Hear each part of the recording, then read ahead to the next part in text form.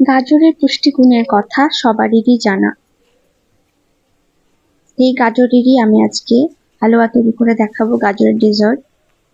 বিভিন্ন রকম ভাবে বিভিন্ন জন তৈরি করেন, তবে আমি কেমন করে করি সেটাই দেখাবো। তো আমি এখানে 700 গাজর নিয়েছি, আর এগুলো গ্রেট করে নিয়েছি, বাকি দুটো আমার বাকি আছে।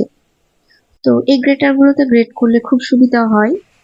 আর এরকম ভাবে গাজরগুলো পুরো জমা হয়ে থাকে, বেশ সুবিধা হয়। আর অন্য গ্রেটার গ্রেট করলে যার যেরকম সুবিধা সেই হিসাবে গ্রেট করতে পারেন।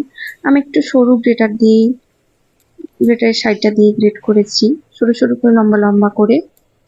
আর এগুলোকে আমি ভেজে নেব ঘিয়ে।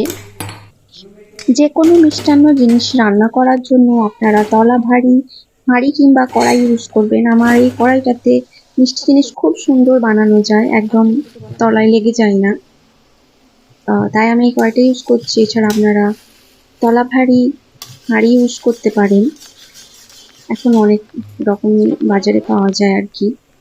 আগে সবাই এইরকম কড়াইয়ে মিষ্টান্ন বানাতো। আমি 2 চামচ ঘি দিয়ে নিয়েছি, তার উপর আমি আমার কোরানো গাজরগুলো দিয়ে দিলাম। এটাকে এবার ভালো করে নেড়ে চেড়ে নেব যতক্ষণ না ভাজা ভাজা হয়ে যায়। একটু ভাজা ভাজা হওয়ার পরে আমি আগে থেকে জাল দিয়ে রাখা, মানে ফুটিয়ে রাখা, বয়েল করে ঘন করে নিয়েছি একটু, সেই দুধটা আমি মিক্স করে দেবো এর সঙ্গে। দুধটাকে একটু ঘন করে ভালোভাবে ফুটিয়ে নিলে টেস্টটা একটু বেশি হয়। তো এখন আমি এর সঙ্গে 3টে এলাচ দিয়ে দিচ্ছি। এলাচগুলো মুখটা হালকা ফাটিয়ে দেবেন, তাহলে এর অ্যারোমাটা পুরোপুরি মিশ্রণের সঙ্গে মিক্স হয়ে যাবে। এবার ভালোভাবে নাড়তে হবে যতক্ষণ না এই দুধটা পুরোপুরি শুকিয়ে যায়। দুধটা শুকনো অবধি আমি নাড়তে থাকবো।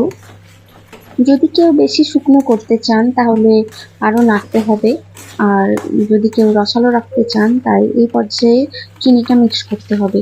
নিজের স্বাদ হিসাবে আপনারা চিনি অ্যাড করবেন। আমি একটু রসালো রাখবো তাই এখনই চিনিটা মিক্স করেছি। আর হালুয়া তৈরি করতেন আমার বাবা, গাজরের হালুয়া খুব টেস্টি হতো, সেই স্বাদ আমি ভুলতে পারি না। তবে আমি যেটা তৈরি করি সেটা আমার মেয়ের জন্যই বেস্ট, ও খুব পছন্দ করে মিষ্টি খেতে, আর তার মধ্যে গাজরের হালুয়াটা অন্যতম। তাই ওর জন্যই আজকের এই হালুয়াটা আমার করা। কেমন হয়েছে আপনারা জানাতে ভুলবেন না।